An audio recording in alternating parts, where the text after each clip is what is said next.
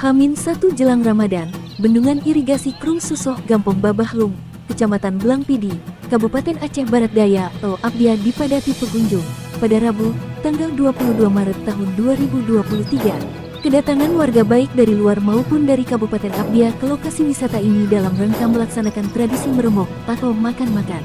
Banyak warga mengaku memilih lokasi wisata Sungai Irigasi Bendungan Susoh karena pemandangan lereng gunung yang indah, aliran air sungai yang jernih dan sejuk serta jarak tempuh yang dekat dan mudah dijangkau. Diketahui, dari pusat kota Blang Pidi, ibu kota Kabupaten Aceh Barat Daya menuju lokasi ini hanya membutuhkan waktu sekira kurang dari 10 menit. Pengunjung bisa menggunakan sepeda motor, mobil dan kendaraan roda 3 atau becak. Pengunjung tidak harus mengeluarkan uang lebih jika memilih lokasi ini untuk berlibur. Sebab, kendaraan pengunjung dipastikan aman walau tidak ada pungutan uang parkir. Jika ingin merasakan sejuk aliran sungai disarankan membawa baju bersalin sendiri, sebab tidak disediakan tempat ganti baju jika ingin mandi.